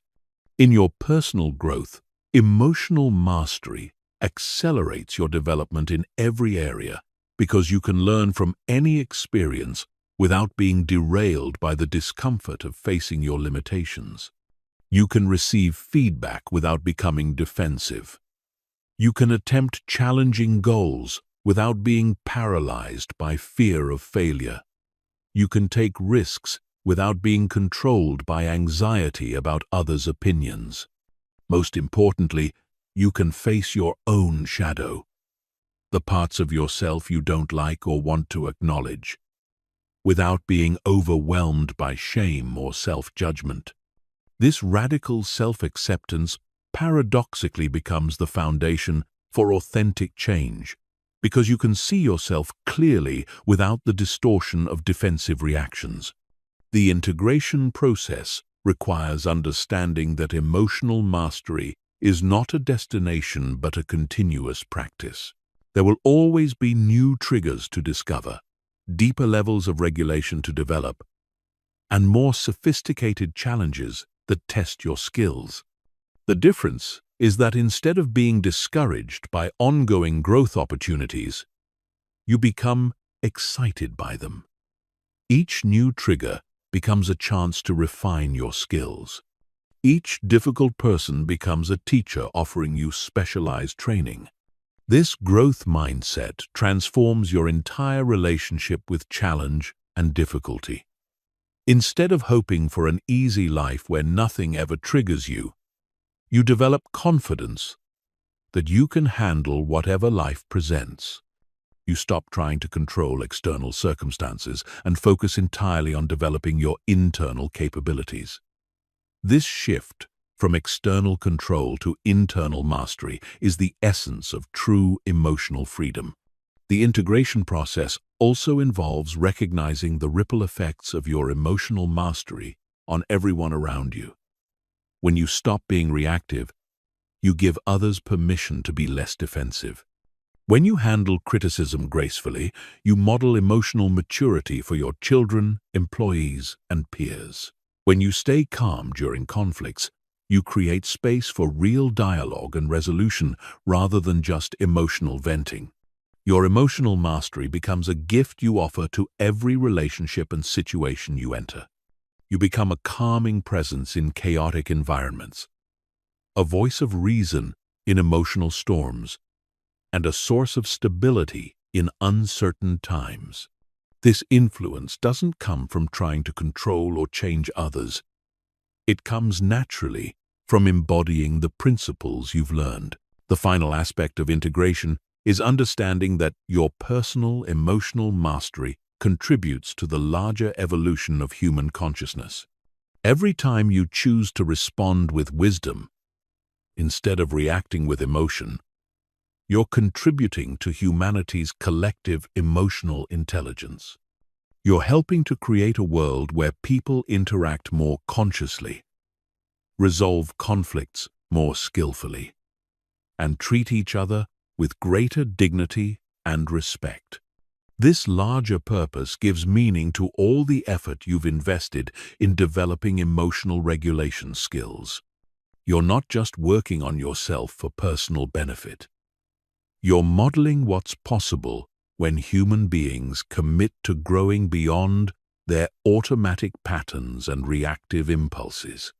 You're proof that people can change, that emotional mastery is achievable, and that there's a better way to navigate the challenges of human relationships. Remember that integration is not about becoming perfect or never experiencing difficult emotions. It's about developing such skill at working with emotions that they serve your growth and relationships rather than controlling them. It's about becoming so comfortable with the full range of human experience that nothing can throw you off balance for long. When you reach this level of integration, you'll find that the very people who used to trigger you the most become some of your greatest sources of growth and even appreciation, not because they've changed, but because your relationship to difficulty has transformed completely. You'll see clearly that every challenging person was actually a teacher in disguise. Every difficult situation was training for greater strength, and every trigger was an invitation to develop greater wisdom and compassion. This is the true reward of mastering your emotional triggers, not just peace of mind, but the confidence and capability to engage fully with life, knowing that whatever arises, you have the skills to handle it with grace. You become truly unshakable, not because nothing can disturb you, but because you know that even if something does disturb you, you have the tools to restore your center and learn from the experience. This unshakability becomes the foundation for a life of authentic power, meaningful contribution, and genuine freedom.